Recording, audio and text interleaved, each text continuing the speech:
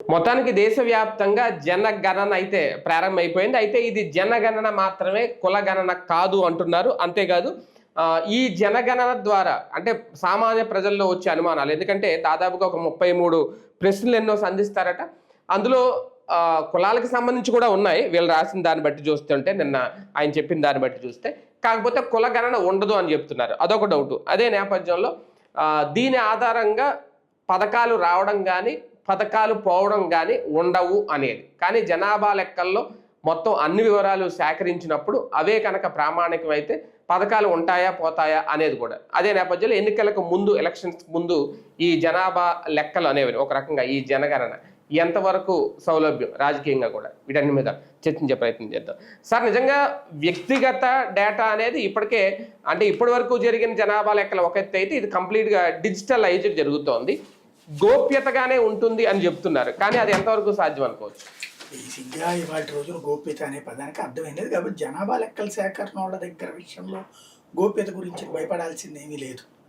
వాళ్ళు ఎవరి దగ్గర ఇద్దామని తీసుకునేవాడు ఎవడు ఉండడు ప్రాక్టికల్గా. ఒకటి వాళ్ళు డిజిటలైజేషన్ ప్రాసెస్ ఆల్రెడీ ఇదివరకు డిజిటలైజేషన్ ఉండేది. ఇదివరకు ఏంటంటే మన దగ్గరకు వచ్చి లెక్క రాసుకుని ఆ తర్వాత కంప్యూటర్లో ఫీడ్ చేసుకునేవాళ్ళు. ఏళ్ళ తర్వాత కొన్ని దాన్ని ఫీడ్ చేయడానికి మనుషులు పెట్టుకున్నారు లాస్ట్ స్టెప్ జనగణనకి. 2011 అప్పుడు ఉన్నటువంటి ఆ సిస్టమ్ అప్పుడే కంప్యూటర్లో వాడటం బిగినైంటే వాటిని దాంట్లో ఫీడ్ చేసేవాడు. ఇప్పుడు డైరెక్ట్గా మేబీ చేస్తారనుకుంటా. లైక్ ఇప్పుడు ఇదివరకు వాలంటీర్లు అంతకుముందు జన్మభూమి కమిటీలు చేశారు కదా, అట్లాగే చేయొచ్చు. మా అసలు పెద్ద ఈసారి జనగణన అనేది చాలా సింపుల్ అండి. పెద్ద తక్కువ రోజుల్లో కూడా అయిపోతుంది. మామూలుగా ఒకప్పుడు జనగణన అంటే 2-3 ఏళ్ళు పట్టేది. నాకు బాగా గుర్తు, ఇంటర్మీడియట్ కాలేజీలో చేసిన ఎకనామిక్స్ లెక్చరర్ గారు ఈ జనగణనకు సంబంధించిన దీనికి పనిచేశారు, ఒక ఏరియాలో గట్టిగా చేశారు. అప్పుడు చూస్తే ఎన్ని రోజు లెక్కలు, ఎన్ని పూర్తయినాయి, ఏంది టార్గెట్లు, చాలా ఉండేది తతంగం. అవన్నీ ఫీడ్ చేయడం, ఎన్ని ఫీడ్ అయినాయి, ఏమైంది, ఇదంతా పెద్ద చర్చ నడిచేది రోజు కూడా అప్పుడు. ఇప్పుడు అసలు పెద్ద చాలా సులభంగా జరిగిపోతుంది జనాభా లెక్కలు అనేటటువంటి. పెద్ద కష్టమైంది. అందుకే కదా 15 రోజుల్లో అయిపోద్దట ఒక రాష్ట్రం ఆంధ్రప్రదేశ్. అంటే 2 మోడల్స్ పెట్టారు కదా, ఒకటి డైరెక్ట్ గా మనం చేసేసుకోవచ్చు, రెండవది వాళ్ళు వచ్చి చేస్తారు.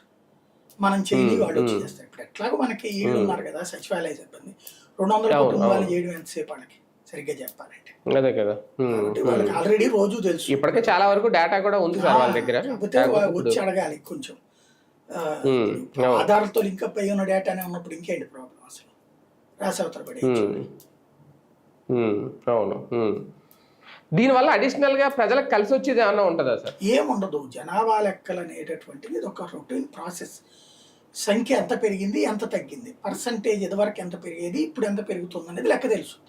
ఇప్పుడు గత కొన్నేళ్ల నుంచి కూడా ఇప్పుడు జనాభా లెక్కలు 2011లో జరిగింది. అంటే ఇప్పుడు 15 ఏళ్ళు అయినాయి. ఈ 15 అంతకుముందు ప్రతి 10 ఏళ్లకి జరిగేటప్పుడు ఓ తేడా ఉండేది.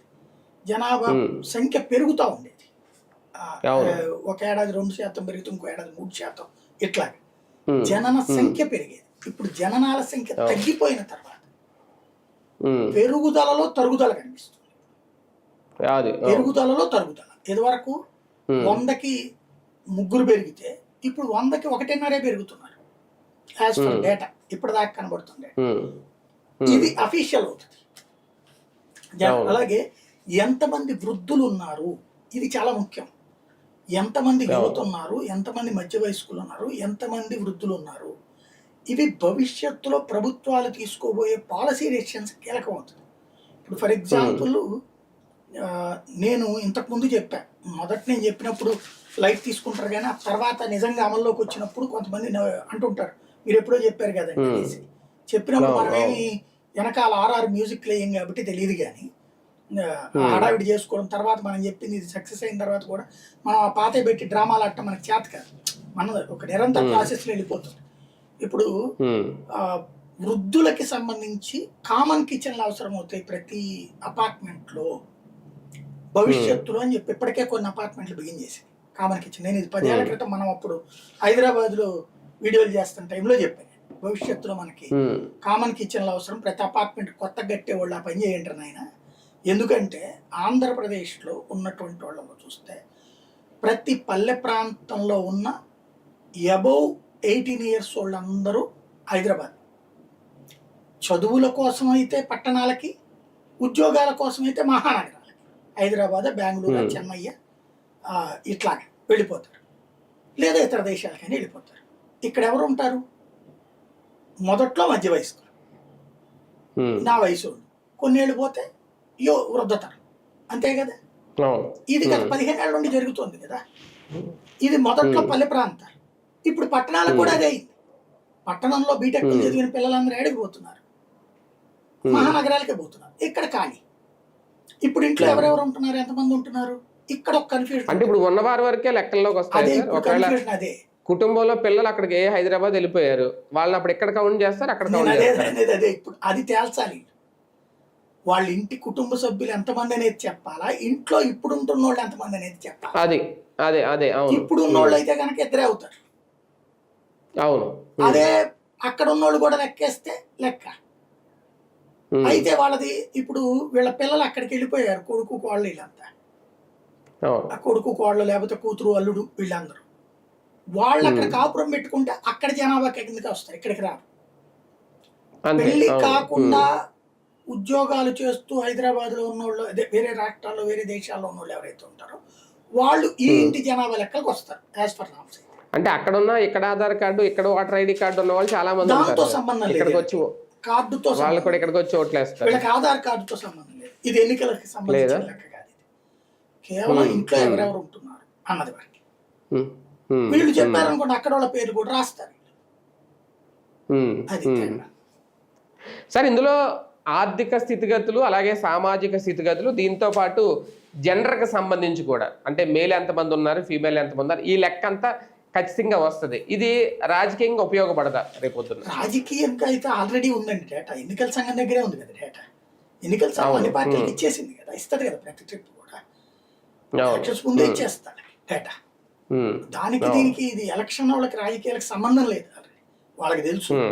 ఎక్కడో ఎందుకు జగన్ దగ్గర డేటా లేదా ఏంటి? అప్పుడు వాలంటీర్ల ద్వారా డేటా కలెక్ట్ చేసుకోలేదా మొత్తం? కానీ ఏం సాధించగలిగాడు? అవి చూసినే అతను బీసీలకు సీట్లు ఎక్కువ ఇచ్చింది. అప్పుడు కులగణన కూడా చేయించాడు కదా.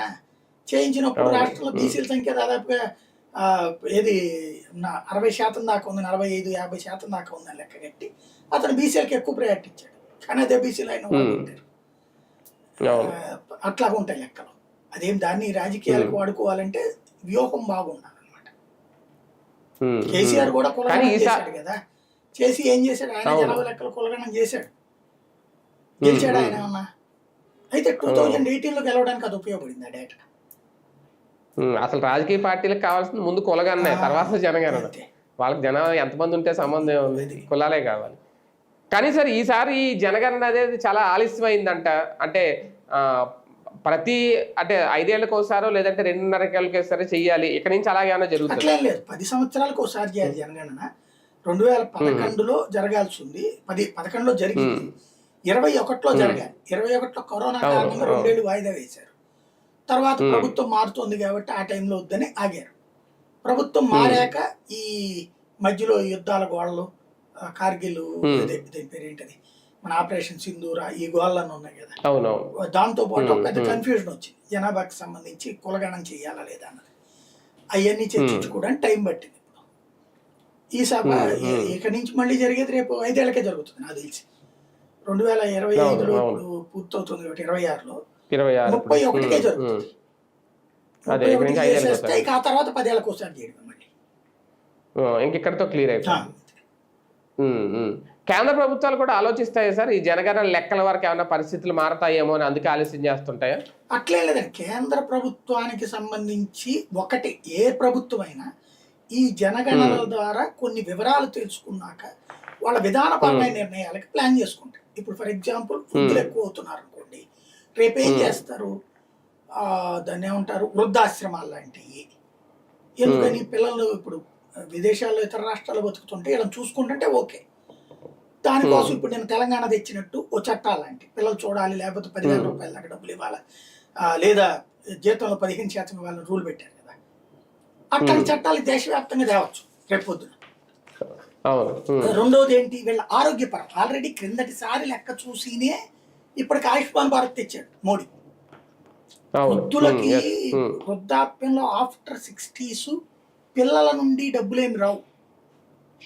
ప్రభుత్వ ఉద్యోగులకి అయితే పెన్షన్ వస్తుంది, ప్రైవేట్ ఉద్యోగికి ఏమొస్తుంది? ప్రైవేట్ ఉద్యోగి పిఎఫ్ ఉన్నటువంటి వాళ్ళు ఒక 5% ఉంటారు దేశం మొత్తం మీద. అవి కూడా మినిమం 3,000 5,000 ఇట్లాగే వస్తుంది పిఎఫ్. ఇప్పుడు ఈ పెన్షన్లని రాష్ట్ర ప్రభుత్వాలు ఇస్తున్నాయి కదా, మనం 4,000 ఇస్తున్నాం, తమిళనాడు 2,000 ఇస్తుంది, బెంగాల్ 1,500 ఇస్తుంది, ఇట్లా ఒక్కొక్కరు ఒక్కొక్క అమౌంట్ ఇస్తున్నారు. అదే ఇవాళ వృద్ధులకు ఆసరా ఎందుకు అయింది? ఈ జనాభా లెక్కల వల్లనే. ఇదే కాకుండా రాబోయేటటువంటి రోజుల్లో ఇప్పటికి మోడీ సర్కార్ ఇంకోటి కూడా చేసింది, 70 ఏళ్ల పైబడినటువంటి వాళ్ళకి వాళ్ళ ఆస్తితో సంబంధం లేకుండా అందరికీ ఫ్రీ పెట్టింది వైద్యం. 70 ఏళ్ల తర్వాత ఆస్తి ఉన్నా కూడా అవి అమ్ముకుని ఇక్కడ తీసుకొచ్చి ఇవ్వలేరు కదా హాస్పిటల్ పడితే, అందుకని ఆ ఫ్రీ ట్రీట్మెంట్ పెట్టింది ఇది కేంద్రం, ఆయుష్మాన్ భారత్. అట్లాంటి పథకాలు వస్తాయి మేబీ ఫ్యూచర్లో రాజకీయ నాయకుల అవసరాలు కూడా. కాబట్టి కామన్ కిచెన్స్, డివిజన్కి ఒక భోజనశాల, అక్కడికి వెళ్ళి వృద్ధులు తినొచ్చు, లేదంటే ఇంటికి పార్సిల్. ఎందుకంటే రాబోయే రోజుల్లో సంపాదనలు పరిమితం కాబోతున్నాయి. ఈ యుద్ధాలు, ఈ సంక్షోభాలు, వీటి వల్ల ఆర్టిఫిషియల్ ఇంటెలిజెన్స్ వల్ల సమస్యలు రాబోతున్నాయి. దానికి తగ్గట్టు కరోనా టైంలో పెట్టినట్టు భోజనాలు ఇంటికి పంపించడమో, లేకపోతే ఆ సెంటర్కి వచ్చి సచివాలయాల దగ్గర తినేళ్ళని అని చెప్పడమో, ఇట్లాంటివి ఏయో పెడతారు ఫ్యూచర్లో. అలాగే హెల్త్ కి ఇంటికి వచ్చి చెకప్ చేయడం ఇప్పుడు పెట్టారు కదా, హౌస్ టు హౌస్ చెకప్ చేయాలన్నటువంటిది. డేటా కూడా డిజిటలైజ్ చేస్తున్నారు కదా, ఇట్లాంటివన్నీ వస్తాయి. ఇవన్నీ మనిషి అవసరం ఏంటి అన్నటువంటిది ఈ వయసుల వారి, వాళ్ళకి సంబంధించినటువంటి లెక్కల వారి ప్రభుత్వాలు అంచనా వేసి చేస్తాయి ప్రజల కోసం, తప్పదు. దీంతో పాటు పేద మధ్యతరగతి ధనిక వేల లెక్కలు కూడా తేలుతాయి, అప్డేట్ అవుతాయి. ఆదాయ వనరు ఎప్పుడైతే తేలుతుందో, ఇప్పటిదాకా మనకున్న లెక్క ఏంటి అంటే పేదలంటే 40,000 రూపాయల లోపు సంపాదించేవాళ్ళు పేదలు, ఏడాదికి 40,000 సంపాదించేవాళ్ళు లోపు. తర్వాత 40,000 నుంచి 5 లక్షల రూపాయల లోపు సంపాదించుకునేటటువంటి వాళ్ళు మధ్యతరగతి. అబోవ్ 5 lakhs సంపాదించేటటువంటి వాళ్ళు ధనవంతుల లెక్క. ఇప్పుడు దాదాపుగా ఇన్కమ్ ట్యాక్స్ లో 10 లక్షల దాకా ఎగ్జామ్షన్ వచ్చిందంటే వాళ్ళందరూ మధ్యతరగతి కిందకి వస్తున్నారు. 2.5 లక్షల మినిమం టు 10 లక్షల దాకా మధ్యతరగతికి వస్తున్నారు. ఇప్పుడు పేదరికం అంటే 2.5 లక్షలు అవుతుంది దగ్గర దగ్గర. ఇవాళ పేదలు 2.5 లక్షల ఏడాదికి సంపాదించిన వాళ్ళు ఎవరు లేరు. మాక్సిమం 100కి 70% పేదలు 2.5 లక్షల ఏడాది సంపాదిస్తున్నారు. అది కూలి పని చేసేవాళ్ళు అయినా సరే. ఫర్ ఎగ్జాంపుల్ వాళ్ళు కూడా 1,500 వస్తున్నాయి, 15,000 నెలకి. 15,000 రూపాయలు అంటే ఏడాదికి ఎంత వచ్చేసింది అక్కడ? దగ్గర దగ్గరగా 18,000 వస్తుంది, 1,80,000 వస్తుంది. కాబట్టి అది 45,000 లోపల కోటాలోకి రాదు. అది అట్లాగే ఒక టీ బంక్ పెట్టుకున్న నెలకి 25,000కి తక్కువేం రాదు. కాబట్టి ఆదాయ వనరులు మారిపోయినాయి, పేదరికపు మారింది. ఇంకోటి పేదరికానికి సంబంధించి ఇప్పుడు మన ఆంధ్రాలోనే చూస్తే 90% మందికి వైట్ రేషన్ కార్డు. ఇట్లాంటి లెక్కలన్నీ చాలా వస్తాయి ఫ్యూచర్ లో. అంటే మామూలుగా మధ్యతరగతి వాళ్ళకంటే ఇన్కమ్ ట్యాక్స్ పరిధిని బట్టి ఉంటది. పేదల ఆదాయ పరిమితి పెంచాలంటే దానికి కూడా జనాభా లెక్కలు ఏమైనా ఆధారమా సార్? ఇంకేం లేదంటే ఆల్రెడీ కిందటిసారి పెంచేశారు 40,000 రూపాయలు. ఒకప్పుడు అది 15,000 రూపాయలు ఎంత ఉండేది పేదరికం అంటే, 1,500. దాన్ని వీళ్ళు 40,000 చేశారు. అంటే దగ్గర దగ్గరగా నెలకి 12,500 అయితే 60,000 దాకా అవుతుంది. 12 4 48,000. నెలకి 4,000 సంపాదించే వాళ్ళు ఎవరన్నా ఉన్నారు అసలు దేశంలో? అడుక్కునే వాళ్ళకి కూడా మినిమం రోజుకి 100 రూపాయలకి తక్కువ రావట్లేదు. అక్కడ చూసుకున్న 3,000 రూపాయలు, 36,000 రూపాయలు వెళ్ళిపోతాయి. ఆ స్టేజ్లో ఉంది. కాకపోతే ఏంటంటే ఆలోచించే తీరుని బట్టి ఉంటుంది. ఇప్పుడు మొన్న కోర్టు ఏదో చెప్పింది ఒక దాంట్లో, ఒకళ్ళది ఎవరిదో పేదలు కాదు, వాడు ధనికులని లెక్క కడితే వాడు ధనికులని లెక్క కట్టండి, వాడు చేస్తున్న వృత్తిని లెక్క కట్టండి అని చెప్పి ఏదో కొమ్మరో ఏదో చేస్తున్నటువంటి పని. కాబట్టి ఆ లెక్కలు కూడా ఉంటాయి పేదరికంలో. ఇప్పుడు రోడ్డు పక్కన ఇడ్లీ బండి పెట్టుకున్న అతను యాజ్ పర్ గవర్నమెంట్ నామ్స్ పేదోడే, కానీ అతను సాఫ్ట్వేర్ ఇంజనీర్ కంటే ఎక్కువ సంపాదిస్తాడు. ఈ ప్రభుత్వాలు లెక్క కట్టడం పట్టించుకోలేదు. దాన్ని అంత డీప్ గా వెళ్ళడం కూడా కష్టం. వెళ్ళి ఏం చేయాలి? అవును. కానీ ఒకటి సార్, డిజిటలైజేషన్ అనేసరికి ఎంత ప్రభుత్వం సేకరించినా, ఇప్పుడు ఇది వీళ్ళు చెప్తున్నది సీడాక్ అనే కంపెనీ డెవలప్ చేసిందట ఈ యాప్ ఏదో. అంటే మనం కూడా ఇండివిజువల్గా కూడా అప్లోడ్ చేసుకోవచ్చు వివరాలు అనేది.